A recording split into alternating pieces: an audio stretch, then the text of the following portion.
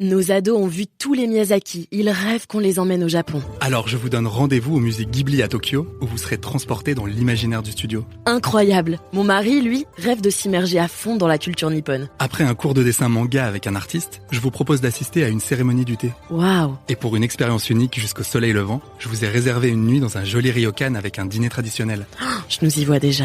Avec Marco Vasco, ne rêvez plus, vivez votre voyage l'esprit libre. Rendez-vous sur marcovasco.fr pour imaginer votre prochain voyage sur mesure. Les podcasts du Figaro.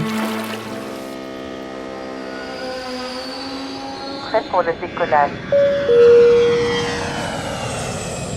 À chaque fois, c'est la même histoire. Depuis que vous avez adopté Médor, Félix ou Morissette, les départs en vacances sont un véritable casse-tête. Vous passez votre répertoire en long, en large et en travers pour trouver une âme charitable qui voudra bien venir remplir sa gamelle et vider sa litière. Et si vraiment personne n'est disponible, vous comparez toutes les options de dog-sitter, cat-sitter, pension et autres hôtels pour animaux. Mais si pour une fois, vous faisiez aussi profiter votre animal en l'emmenant avec vous? Vous avez fait votre choix. Cette année, vous ne partirez pas sans votre fidèle compagnon. Et vous avez bien raison, les vacances sont aussi un moment agréable pour lui, puisqu'il est souvent plus en contact avec la nature et surtout que son maître est plus disponible. Il va donc falloir vous organiser, parce qu'un tel voyage, ça se prépare. Avant toute chose, faisons un point sur le transport. Pour voyager, votre fidèle compagnon doit être identifié par une puce électronique, posséder un passeport européen rempli par un vétérinaire, avoir un carnet de santé à jour et être vacciné contre la rage.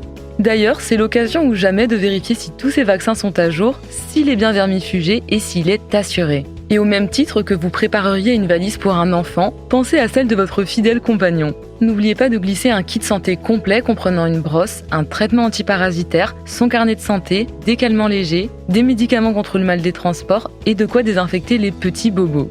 Autres indispensables, son harnais, sa gamelle, une gourde pour le voyage, des sacs de déjection, sa litière, quelques friandises et évidemment, ses jouets et ses doudous préférés. Et si votre chien ou votre chat est de nature anxieuse, ce trajet peut le stresser. Essayez de faire le plus possible comme si de rien n'était dans les jours qui précèdent le grand départ. N'hésitez pas à glisser aussi dans son sac ou sa cage de voyage un vêtement imprégné de votre odeur. Bon, et s'il fait chaud, on n'oublie pas sa crème solaire pour chien. Oui, vous avez bien entendu, et un tapis rafraîchissant. Vous avez opté pour l'avion. Si c'est votre toutou que vous voulez embarquer avec vous, nous avons un podcast dédié sur le sujet. Pour ce qui est d'un chat, les règles sont sensiblement les mêmes. Comme pour un chien, la clé c'est de s'y prendre à l'avance et de vérifier auprès de sa compagnie aérienne la marche à suivre. Plutôt train, vous devrez débourser 7 € pour faire voyager votre animal, quelle que soit votre destination en France, à bord d'un TGV ou d'un Intercité. Si vous prenez un Ouigo, son billet vous coûtera 10 €.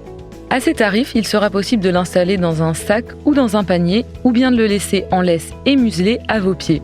Seuls les chiens d'assistance ou guides aveugles peuvent voyager gratuitement et sans billet. Attention, si vous voyagez en Europe, les animaux acceptés, les prix et les documents exigés peuvent être différents. Là encore, renseignez-vous bien. Et si vous êtes plutôt voiture, installez votre animal à l'arrière, attaché par une ceinture de sécurité spéciale ou séparé par un filet. Ne le mettez jamais dans le coffre. D'ailleurs, si vous louez une voiture, pensez bien à préciser à l'agence que Médor fera partie du voyage. Côté hébergement, plusieurs options s'offrent à vous.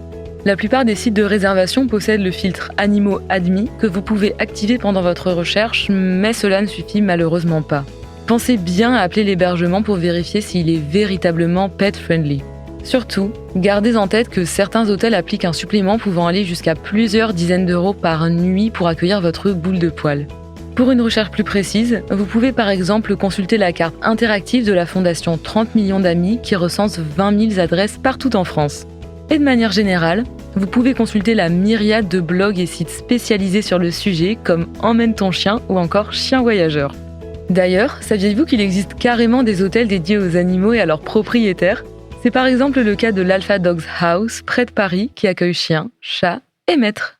En manque d'idées de destination, en Europe, on peut vous recommander Berlin, Zurich, Amsterdam ou encore Rome ou Venise. Vous y trouverez de nombreuses infrastructures pour votre compagnon. Et sur place alors, on fait quoi ? Si votre animal n'a pas l'habitude des nouveaux environnements, n'oubliez pas de le préparer un peu en amont du grand départ. Par exemple, vous pouvez l'habituer à l'emmener avec vous en terrasse ou au restaurant. Côté activité, vous avez l'embarras du choix. En ville, rendez-vous pour de longues balades dans de toutes nouvelles rues. Si vous êtes parti à la montagne, votre chien sera plus qu'heureux de vous accompagner en randonnée. Pensez juste à y aller doucement s'il n'est pas habitué à marcher des heures entières. Si vous avez opté pour des vacances à la mer, là aussi, vous ferez sûrement un heureux, à condition de vérifier que les plages autour acceptent les chiens. Si c'est le cas, à vous les lancers de balles, les parties de frisbee et les parcours d'obstacles. À la campagne avec votre chat, une simple ficelle ou une branche d'arbre peut vite devenir son jeu préféré. Bref, vous l'avez compris, il y a de quoi faire dans chaque destination. Et pour des activités vraiment ciblées pour votre animal, n'hésitez pas à vous renseigner auprès de l'office de tourisme local. Et n'oubliez pas, votre compagnon adoré a ses petites habitudes. Gardez des heures fixes pour le nourrir, laissez-le dormir autant qu'il en a besoin et s'il se dépense plus, n'hésitez pas à augmenter légèrement le nombre de croquettes dans la gamelle. D'ailleurs, votre toutou ou votre matou peut se montrer un peu plus aventureux que d'habitude pendant cette pause au grand air. Soyez bien vigilants aux piqûres d'insectes et autres guêpes avalées par mégarde et consultez un vétérinaire au moindre comportement anormal. Et contre les puces et les tiques, les shampoings et colliers dédiés sont un bon allié.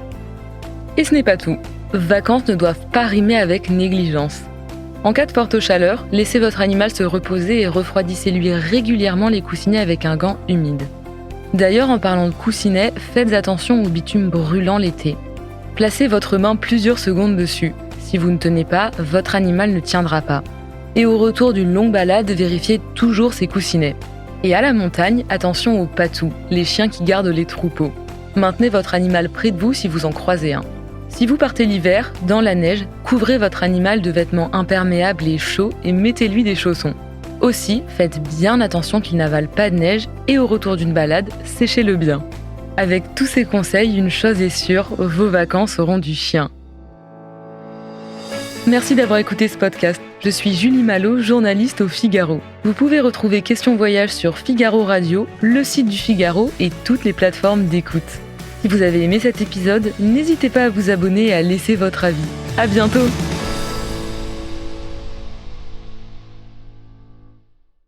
Nos ados ont vu tous les Miyazaki. Ils rêvent qu'on les emmène au Japon. Alors je vous donne rendez-vous au musée Ghibli à Tokyo, où vous serez transportés dans l'imaginaire du studio. Incroyable! Mon mari, lui, rêve de s'immerger à fond dans la culture nippone. Après un cours de dessin manga avec un artiste, je vous propose d'assister à une cérémonie du thé. Waouh! Et pour une expérience unique jusqu'au soleil levant, je vous ai réservé une nuit dans un joli ryokan avec un dîner traditionnel.